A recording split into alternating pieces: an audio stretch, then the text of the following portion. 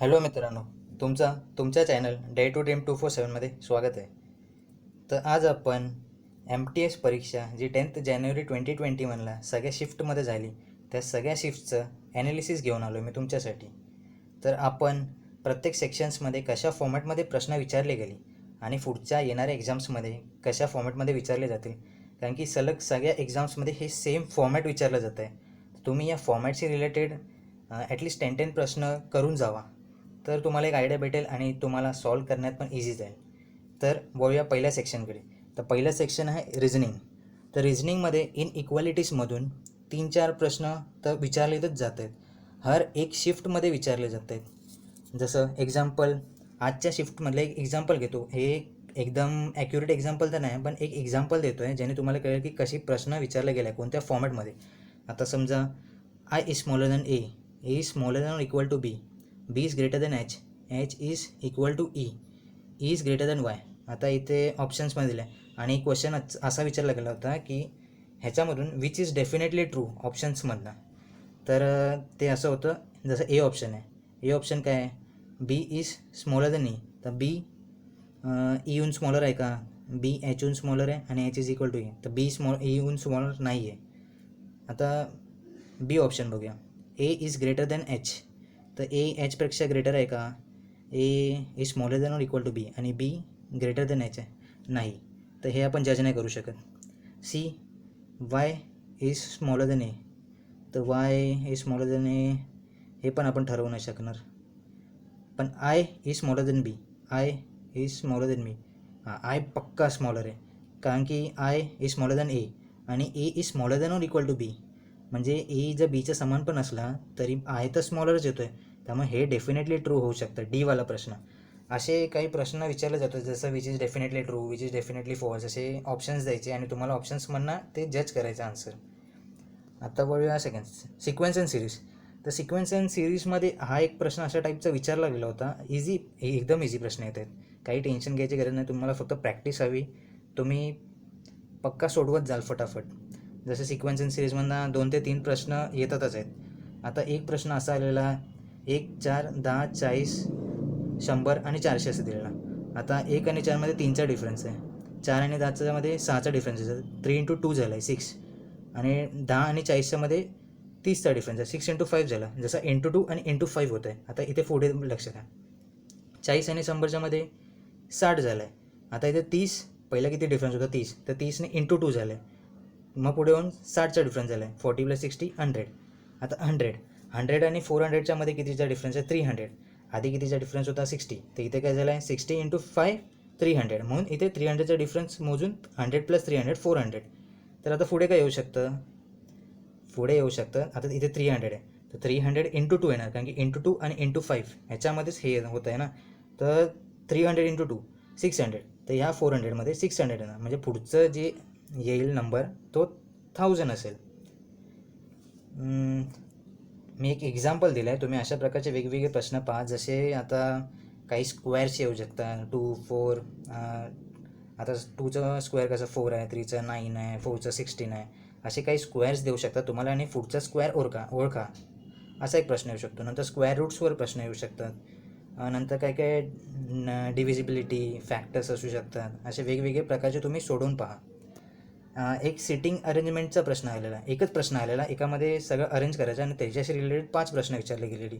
जसं आता 6 जण नॉर्थकडे वळून बसले, तर त्यांना अरेंज करायचं असं काहीतरी प्रश्न होता. तर हे तुम्ही एकदा फॉर्मॅट बघा आणि असे काही प्रश्न सॉल्व करा, ज्याने तुम्हाला आयडिया पडेल.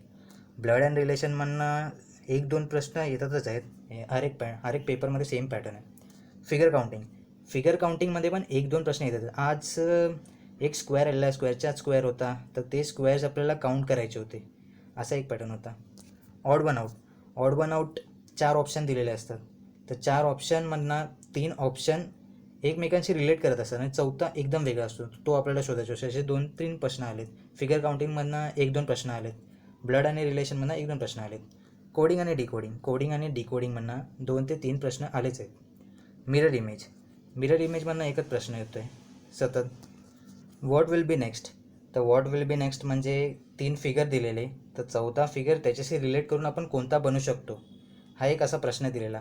तर त्या प्रकारचा एक प्रश्न तुम्ही बघून जावा. एक क्वेश्चनच आलेला, तेच 3 फिगर दिलेले आणि चौथा फिगर त्याच्याशी रिलेट करतो. तर चौथा फिगर त्याच्याशी रिलेट करून कोणता बनू शकतो हे आपल्याला ऑप्शनमधून शोधायचं होतं. तर वळूया आता जनरल नॉलेज सेक्शनकडे. जनरल नॉलेज सेक्शनमध्ये चांगली प्रश्न आलेली आज. थोडं कठीण पण थोडं मॉडरेट टाईपचं जनरल नॉलेज होतं. एवढं हार्ड पण नाही बोलू शकत, जास्त इझी पण नाही बोलू शकत, एकदम मॉडरेट लेवलचं होतं. तर प्रश्न बघूया आपण. तर ह्याच फॉर्मॅटची प्रश्न तुम्ही बघून जावा. सलग सगळ्या परीक्षामध्ये तुम्हाला एक पासेसशी रिलेटेड प्रश्न विचारलं जातं आहे. नंतर नदी, लेक्स इम्पॉर्टंट आहे तर करूनच जावा. नंतर नॅशनल पार्कशी रिलेटेड तर कोणते विचारले नाही गेलेत. कमिशनशी रिलेटेड पक्का प्रश्न विचारले जात आहेत. आज हंटर कमिशनबद्दल विचारलं गेलं होतं. नंतर असे जे कमिशन्स आहेत, सायमन कमिशन वगैरे, ते एकदा तुम्ही बघून जावा. आता बघूया नथुला पास.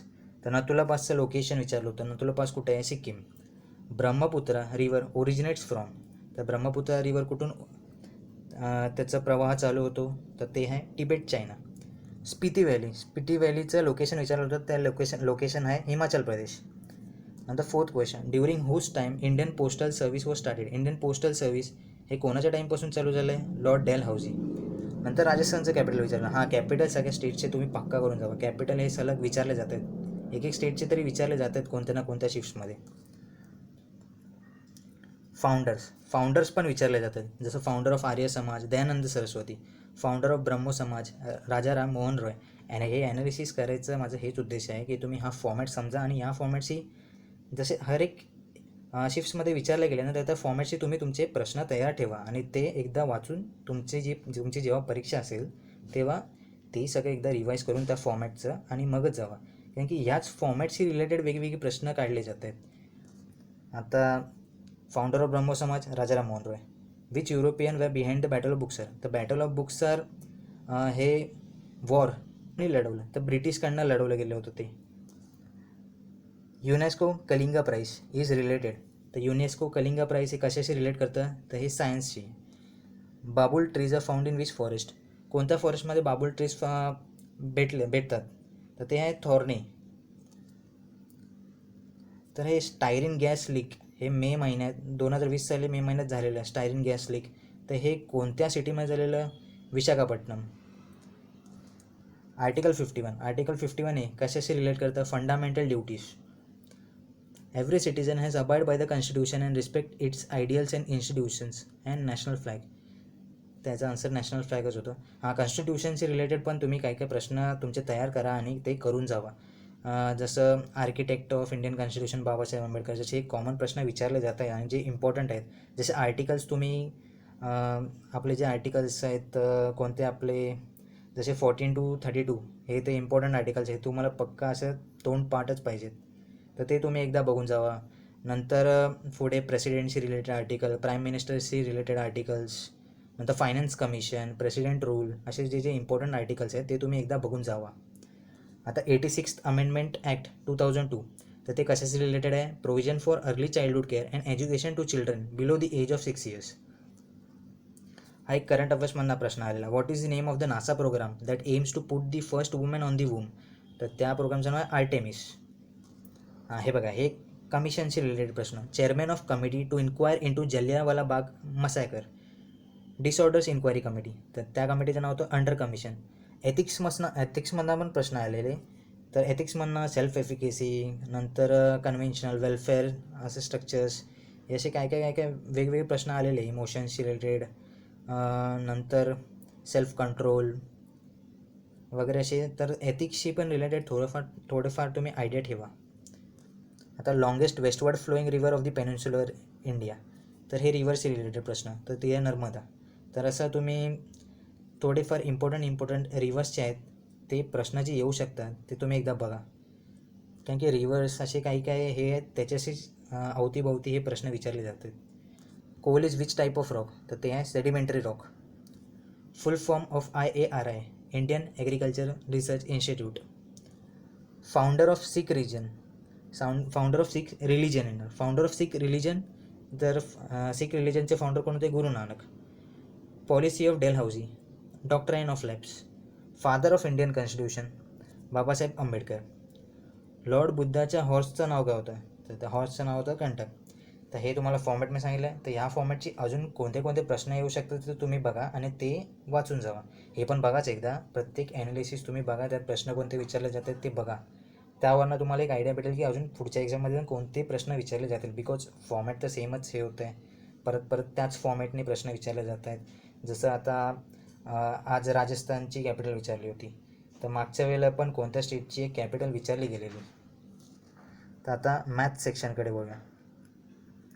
मॅथ्स सेक्शनमध्ये एकदम सिंपल प्रश्न विचारले जातात, काही टेन्शन नाही. हा थोडंफार कॅल्क्युलेटिव्ह पडेल तुम्हाला, जे बॉडमासशी रिलेटेड सम्स येत आहेत ते, बिकॉज ते कसे 6 डिजिट्समध्ये सगळे आन्सर्स जात आहेत. सो थोडंफार तुम्हाला कॅल्क्युलेशनची प्रॅक्टिस तर हवीच. सिम्पल इंटरेस्टचे ना एकदम फॉर्म्युला बेस्ड क्वेश्चन्स येतात. फक्त फॉर्म्युला पुट करा, त्याचे जे व्हॅल्यूज असतील ते पुट करा त्यात, आणि बस आन्सर गेन करा, तेवढंच. जसं आता एक एक्झाम्पल देतो मी, याच फॉर्मॅटमध्ये विचारलं गेलेलं. आता प्रिन्सिपल दिलेलं, सिम्पल इंटरेस्ट दिलेलं. हे नंबर्स कदाचित ॲक्युरेट नसतील, पण मी ॲज अ एक्झाम्पल दिलं आहे. प्रिन्सिपल जसं दिलं आहे, सिम्पल इंटरेस्ट दिलं आहे आणि रेट दिलं आहे.